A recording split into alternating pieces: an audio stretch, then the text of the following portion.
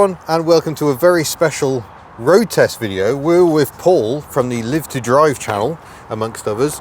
And yeah, it's double the Daihatsu today, folks, which is why we're all here. We are very excited. Daihatsu. Daihatsu's. Shemi Welsh. and Keiko. Yeah. Welsh is for two, is Dai, fittingly. But yeah, we're here with Paul to drive his lovely Tanto Custom RS. No less. Yes. So what can you tell us about Keiko the Tanto? And how did she get here? Well, she got here by a big ship, a roll-on and roll-off ship. That took about 6 weeks. But that 6 weeks took a long time to get to because the world had still not recovered properly with shipping. And there was that Suez Canal issue where sort of a little dinghy had blocked the whole Suez Canal thing, so that was delaying all the deliveries. Betty got through just before that, thankfully. So we were caught up in that one. When Keiko finally got here, she needed an IVA test because technically she was still just under 10 years old at the time, okay. Which was a shame. If it was just over, it wouldn't have needed it. Yeah, it's easier if it's over 10. It's easier. But what I do like is because of that, the dashboard decal was changed, but whoever did the decal, and you'll see obviously later on, it's matched the exact design of the original. So obviously I've got video footage and photos of the Speedo before it was changed and after it was changed. Wow. And they did an excellent job. So she finally got over in, I think it was June, July 2022. But due to delays with the IVA and problems with the Speedo initially, I didn't actually pick the car up till the start of January 2023. So I've only really had the car 16, 17 months. Yeah, that bit can take a while, as we're well aware. What is a Tanto? So a Tanto is obviously a K car, so it conforms to a certain set of measurement restrictions. Yeah, as does the body of our car, but not the engine. But not the engine. So therefore the body, it's a box car basically. So a slab-sided box car. It's got the maximum horsepower that wasn't a rule, but there was a gentleman's agreement by the manufacturers in Japan that they wouldn't go over 64 horsepower. So although Keiko is turbocharged, 658 cc's of raw three-cylinder power, she only has 64 horsepower. But to be fair, as you'll see when you go and drive Keiko, she's got a bit of oomph. Now, she is mated to a CVT gearbox, of course, CVT, so you do get revs first, action second. Brilliant. But I love her. It's just such an adorable. It looks like a cartoon. The enormous windscreen and then a tiny bonnet. Tiny little bonnet. Yeah, astonishing. She does get some looks, and I've already said off camera, didn't buy it for that reason, but I still find it fascinating when we're travelling down the M5 to visit family and stuff. You'll get some people drive past, they're not bothered because they're not car people. Then you'll get other people drive past and they're just kind of like, or I'm driving past them because she's not slow. Okay, well, she'll sit on the motorway very easily. But does 60 miles to the gallon. Oh, nice. Brilliant. We sometimes get close to that with Shem. She's got a massive 1 litre engine. Oh, that's just greedy. Greedy.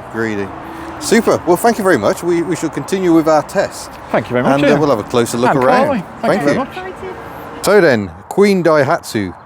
We shall have a look around the mysterious Tanto.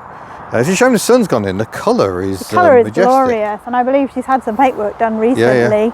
So Daihatsu, if you don't know, they were established in 1907. They weren't under the name Daihatsu then, though. They started to use the Daihatsu name. Well, actually, they didn't. Their customers did start to use it around the 30s, and around 1951, they officially became Daihatsu. And I'd love to say that it means something really super cute, but actually, what it means is Dai is the kanji for the O at the beginning of Osaka, and it relates to engines built in Osaka. So that's what Daihatsu means. I think they're an amazing company, and I know they've had some troubles recently, but they have actually just, on the 11th, restarted production of the Copen and the Taft. So hopefully that's good signs for Daihatsu. Anyway, this is the Tanto. I'm so excited.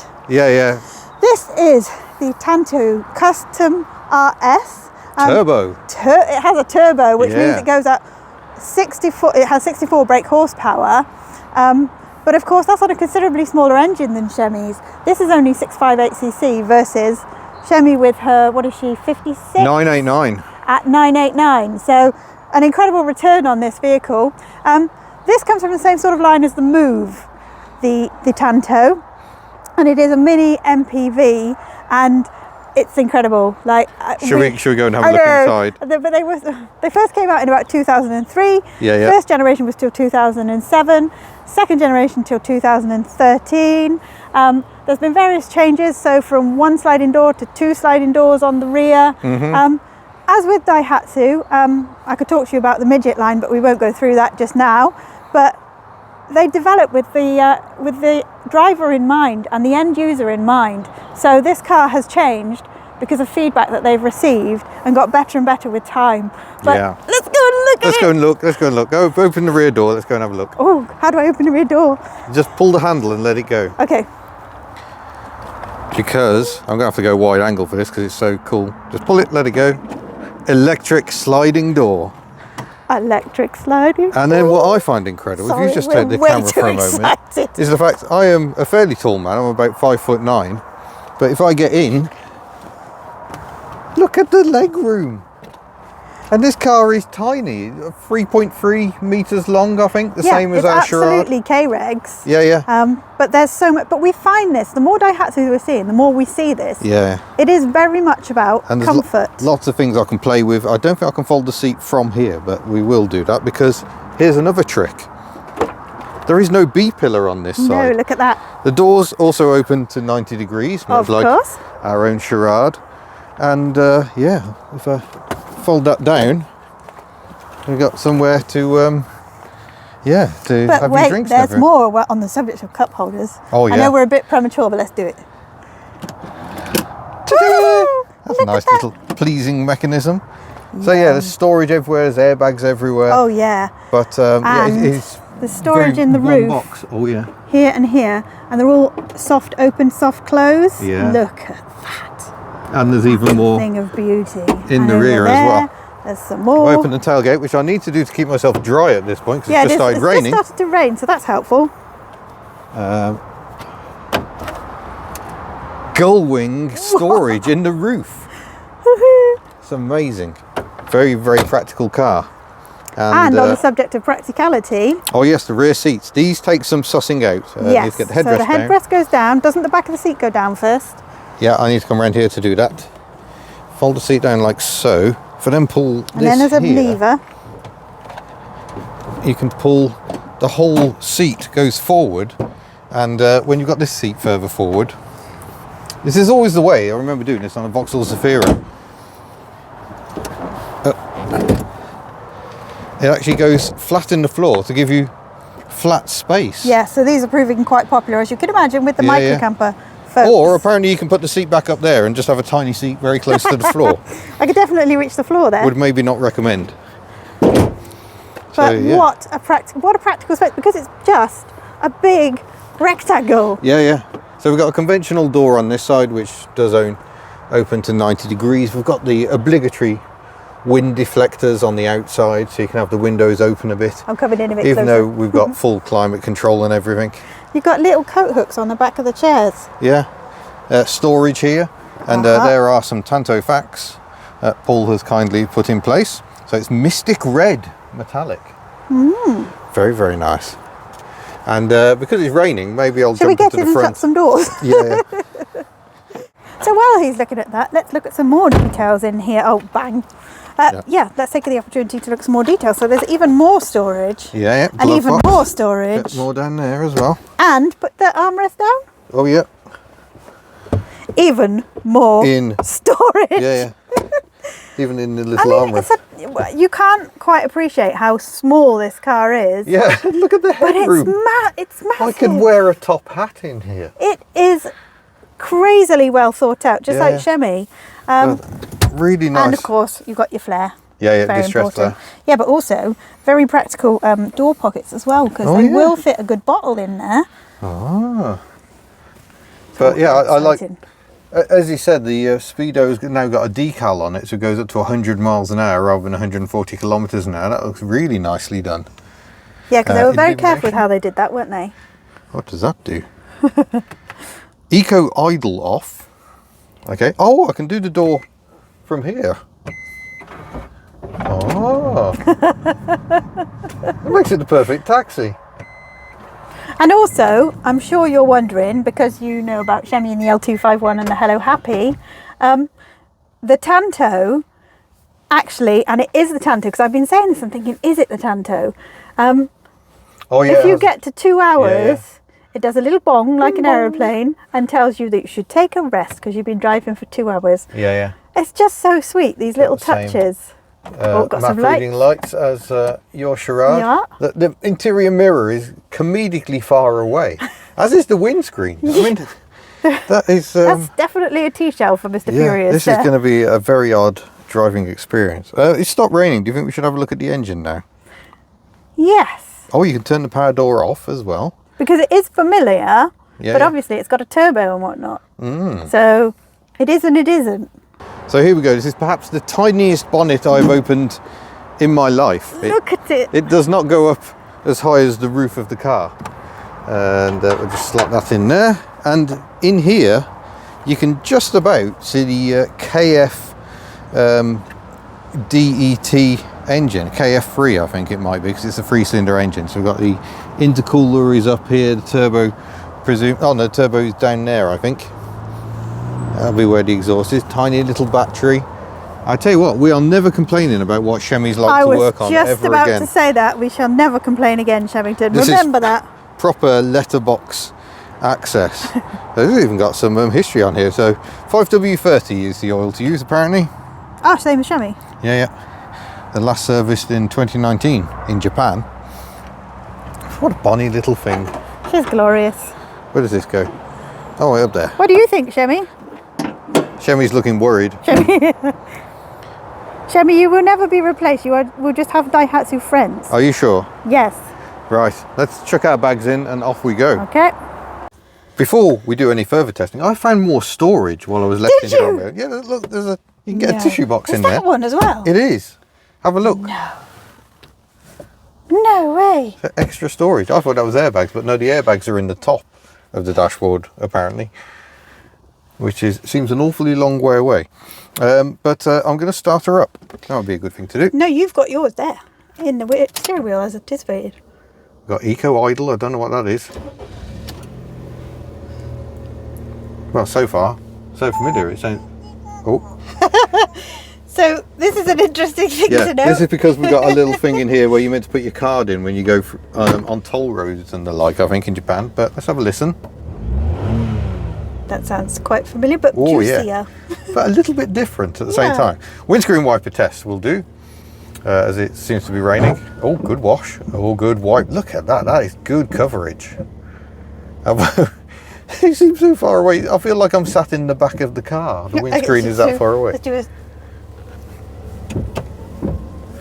Yeah, it is. I feel quite a long way back. So despite that short bonnet, you're thinking, oh, where's the impact protection? It's probably because there is still so much in front of us. Apply this. I've got power fold door mirrors, but I'm not going to play with those because things like that often break. Another cup holder there. Oh no, it's broken. Oh no. Oh no, there it is. I got it working. There you go, Paul. I fixed your cup holder.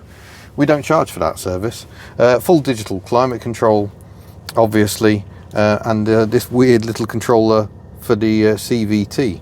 It's a foot-operated handbrake. It's currently released because Paul, like me, doesn't tend to bother with it. So yeah, there we go. We're into D. We've also got S and B modes, which we will worry about another time. But oh, we're off already. So it's a CVT, continuously variable transmission. The Japanese love them. A lot of Nissans had CVTs. I've driven the La Festa, so equipped, while I was in New Zealand. Oh, look. I'm going to pass Shemington in a moment. Oh, where is she? There she is. Hi, Shemi. I dipped her in the corner to avoid people hitting her. Yeah, good plan. Right by the bin. Good thinking. The wasps will protect her. Apparently the sat-nav still thinks we're in Japan, currently in the ocean by the look of it. It isn't worldwide mapping, because why would it be?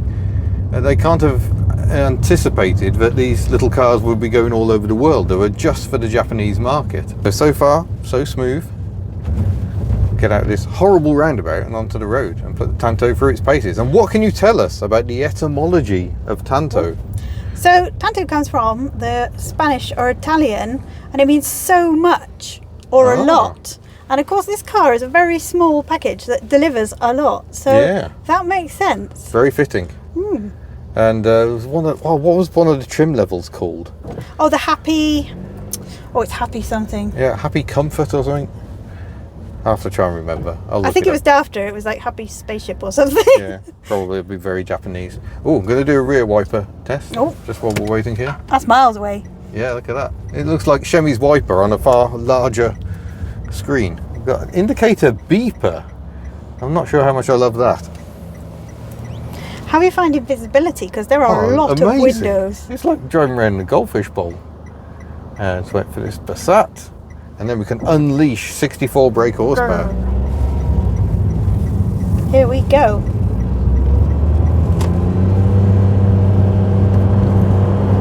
Very strange experience because the revs just stay in one place. We're on 4,000 revs. And the speed is building up. There we go. We're already at 60. Wow. That's very gentle. And then when you ease off, the revs come down. So when you stop accelerating, and we're doing almost 70 at about 3,000 revs. But if I want to go and do an overtake, the revs go back up again. Whoa! All the revs. We're up to about 6,000 or 7,000 there. Very strange. CVTs always take a bit of getting used to, because they basically have an near infinite amount of gear ratios, and they try to keep the engine in one place, but your speed changes around that. I've got a very mechanical CVT in my Invacar, which is 2 pulleys effectively and a rubber belt. These are onto a steel belt, I believe, which lasts a lot longer. But there's a bit of wind noise going on, but it's not too bad as a motorway cruiser, is it? No, it's lovely. Very quiet. Yeah. Very little city box. This is a quite staggering performance, I think. And then as I ease off, the revs just drift away. And we're into eco idle, whatever eco idle is. Now, I did read something, and it's not sunk in very well, about there was a specifically built eco Tanto with, I think it was hydrogen and electric was what they were looking to do with it. Oh yes, I saw that. Yeah, it was a hydrogen power plant. I think similar to the Mirai, which obviously parent Toyota builds. This is very strange. I don't think I've ever had a CVT that sticks quite so resolutely to its rev points. It's very strange. No sensation of gear changing whatsoever. There was a time where Rover tried this with their Steptronic. They tried to manufacture gear positions to make it feel like a more normal car, but it never really did. Let's bring our speed down to 30 for this 30 limit. Yeah, I must admit, I mean, I've kind of avoided K cars because I assumed they would all be horrendous at speed. And it would seem I'm wrong. We drove the K truck last year, which didn't have a turbo, and granted that was a bit happier at 50 rather than 60. But this feels very accomplished, like you could go pretty much anywhere in it. And I think I am guilty of thinking, nah, wouldn't make any sense whatsoever. But this makes a lot of sense. And as he was saying, if you import one that's over 10 years old, it's not too stringent. You don't have to do the IVA test. When we imported Betty, our Ford Fairmont, because she was over 10 years old, you basically don't have to do a lot at all. Get an MOT, confirm the build date, and that's it. So what I'm hearing here is we need to buy all the K cars. We need all the K cars. Okay, yeah. Okay, I'm Right. fine with Have we got this situation. on? No, we haven't. There we go. That's why we're feeling a bit hot. Oh, they're nice controls, aren't Yeah, they are. Oh, that's the fan speed. No, I don't want to change that. It's the temperature I want to try and knock down. Oh, wait, you do that way. I see. Oh, yeah. There we go. Of course, a Japanese car. Don't even. What are you laughing at? You better show everyone. The This pub. cock in. What are you like? It's a standard hub nut road test, people. Yeah. Yeah, this feels really accomplished. It seems to ride pretty well. And bimbling around. We're doing 1500 revs at 30 miles an hour. Yeah, this is way more accomplished than I expected. I'm sorry, Daihatsu. Why did I ever doubt you? Why did you ever doubt Daihatsu? Yeah. So Daihatsu, a name that has sadly left Europe. They left the UK market in about 2008, I think. And Europe got the next generation of Charade to us, or Mira in Japan. Yeah, then they gave up in Western Europe as well and pretty much became Japan only. Because Toyota, the parent company, doesn't have K cars unless they're rebadged Daihatsus. Hence, there's now a Toyota Copen. 60 mile an hour, let's see what happens. Oh, here we go, here we go.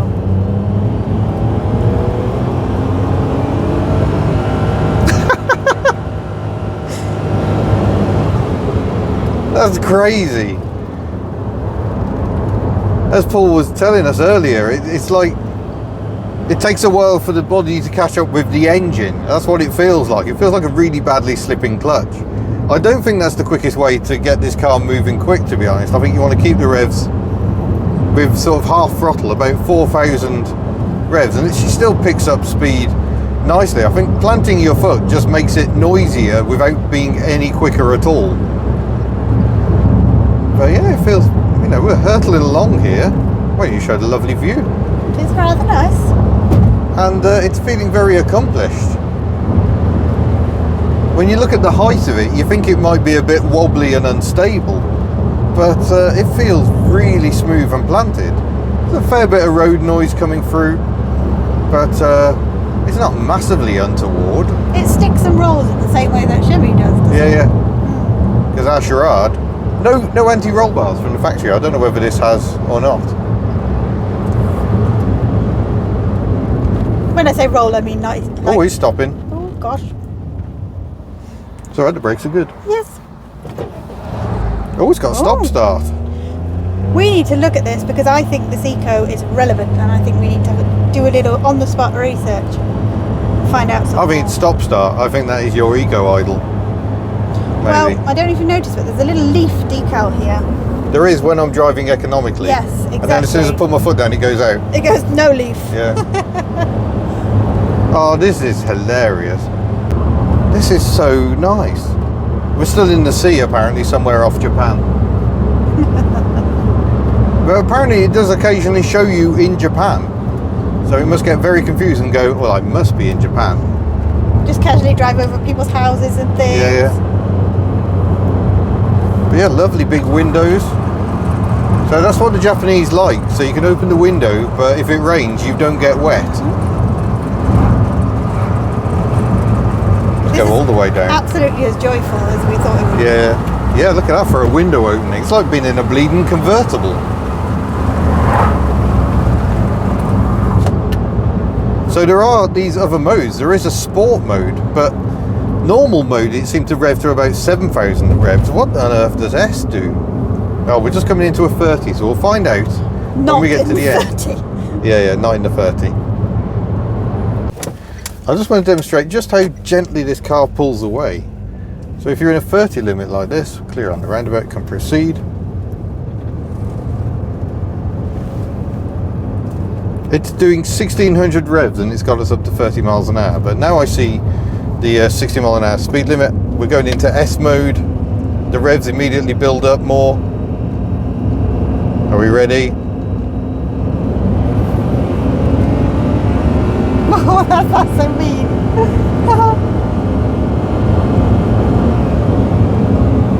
And then it holds the revs up.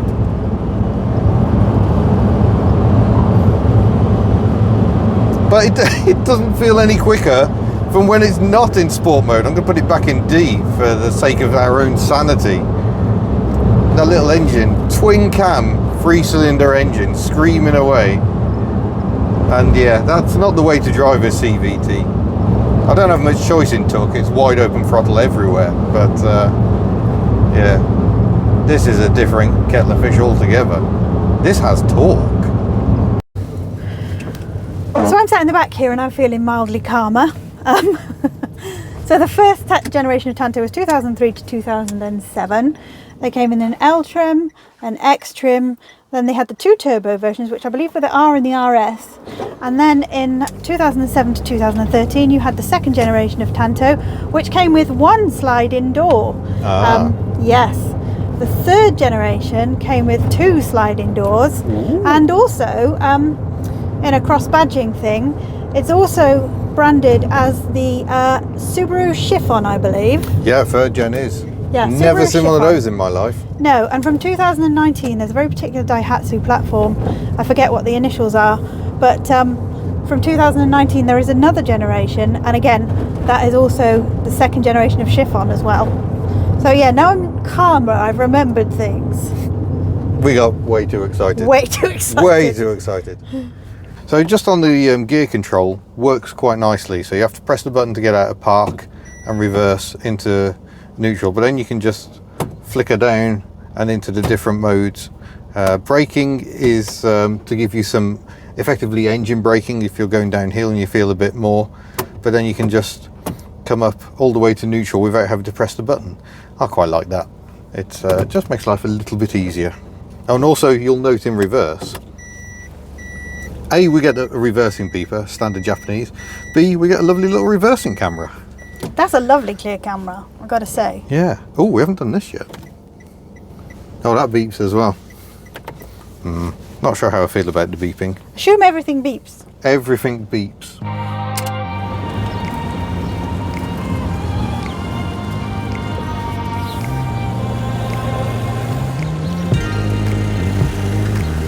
Well, there we go. We have finally experienced Tanto joy for ourselves. There's the stop-start kicking in automatically.